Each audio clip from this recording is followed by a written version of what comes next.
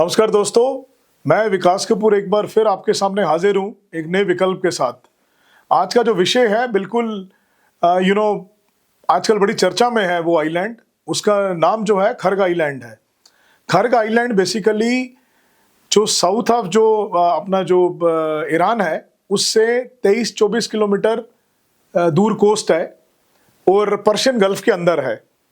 इसका टोटल जो एरिया है सिर्फ 20 स्क्वायर किलोमीटर इसका एरिया है। जो सेंट्रल दिल्ली जो डिस्ट्रिक्ट है, दिल्ली स्टेट की बात करूं तो उसके बराबर उसका एरिया है। आप समझ सकते हो इतना छोटा सा आइलैंड है। लेकिन ये आइलैंड की खासियत क्या है? ये आइलैंड जो है 90% जो है इसका क्रूड ऑयल का जो एक्सपोर्ट है उसका लाइफ लाइन है। सारी जो पाइप्स हैं डिफरेंट, जो मैं बात करूं उसके जो ऑयल के फील्ड्स हैं, जैसे अहवाज हो गया, मारून हो गया, गचसरन हो गया, ये जो मेन इसके मेजर ऑयल फील्ड्स हैं ईरान के, ये सारी जो पाइपलाइन के थ्रू क्रूड ऑयल यहाँ आके इकट्ठा होता है। यहाँ से दे एक्सपोर्टेड टू डिफरेंट कंट्रीज। जब ये वॉर ब्रेकआउट हुई थी तो उस टाइम पे जेपी मॉर्गन ने भी रिपोर्ट करा, प्लस जो टैंकर जो ट्रैकर.com है, बहुत बड़ा जो शिपिंग को देखता है, ये बेसिकली इनका काम होता है सैटेलाइट इमेजरी देखते हैं, शोर फोटोग्राफी देखते हैं और डेटा ट्रैक करते हैं जो शिपमेंट जो निकलती है शिप के थ्रू क्रूड ऑयल की। इन्होंने कंफर्म करा कि लगातार प्रोडक्शन इसकी चलती रही और शिपिंग होती रही और मोस्ट ऑफ द जो ऑयल है उस टाइम पे ब्रेकआउट होने के बाद 12 या 13 मिलियन जो मतलब tons of barrels of crude oil है, ये चाइना को उस टाइम पे भेजा गया ताकि चाइना में कोई दिक्कत ना आए, पहले से ही स्टॉकिंग उसकी शुरू हो जाए। अभी इस आइलैंड के थोड़ा मैं बैकग्राउंड में जाना चाहूंगा। ये आइलैंड जो है बेसिकली यहाँ पे रियून्स हैं क्रिश्चियन मोनेस्ट्री के, बड़े पुराने 7th सेंचुरी एडी की बात करूं, उसके रूइंस हैं यहाँ पे। उसके बाद ये जो डच जो था 18th सेंचुरी में इसको रूल किया है। It was a colony of Dutch.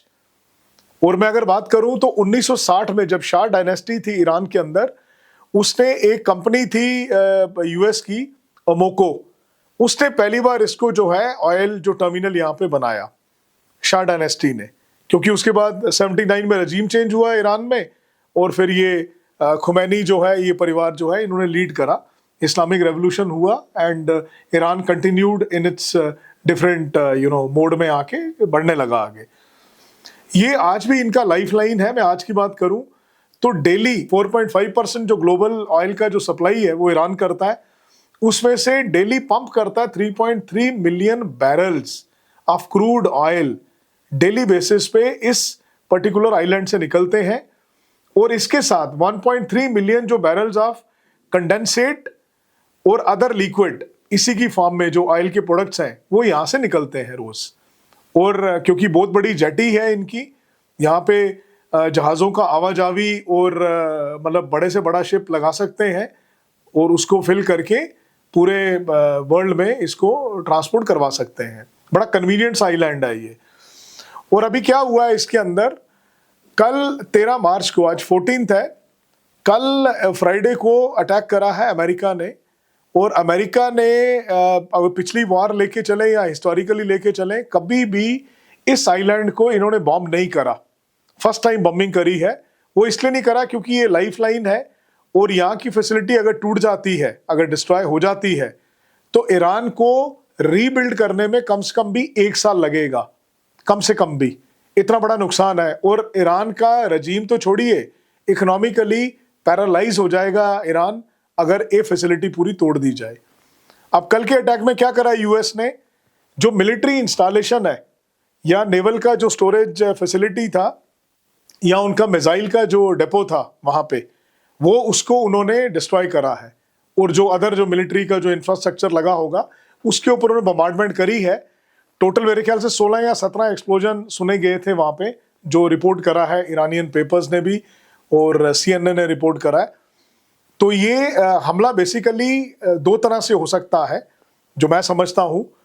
पहला तो ये है कि मिलिट्री को वहां पे जो इंस्टॉलेशन है उनको खत्म करके मिलिट्री को वहां से हटा के 2500 के करीब मरीन यूएस सोच सकता है वहां पे डिप्लॉय करने के लिए, ताकि उस पूरे आइलैंड को कब्जा कर लिया जाए। और कब्जा करने का क्या होगा, क्योंकि जब रजीम चेंज होगा ईरान के अंदर, तो अमेरिका के हाथ में क्या रहेगा उसकी इकोनॉमी को दोबारा स्प्रूस अप करने के लिए। इसलिए वो फैसिलिटी तोड़ना नहीं चाहते। अगर फैसिलिटी तोड़ दी तो नए आदमी को तो बिल्डअप करने में 1 साल लग जाएगा, तब तक त्राहिमाम हो जाएगा ईरान के अंदर। तो ये इसका बैकग्राउंड है खर्ग आइलैंड का।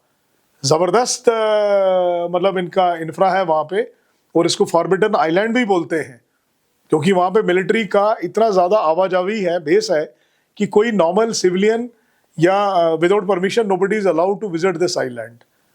कोरल आइलैंड है ये। दोस्तों, मेरी इंफॉर्मेशन अच्छी लगी हो तो चैनल को ज़्यादा से ज़्यादा सब्सक्राइब करिए और अपने दोस्तों को सजेस्ट करिए इस चैनल के बारे में।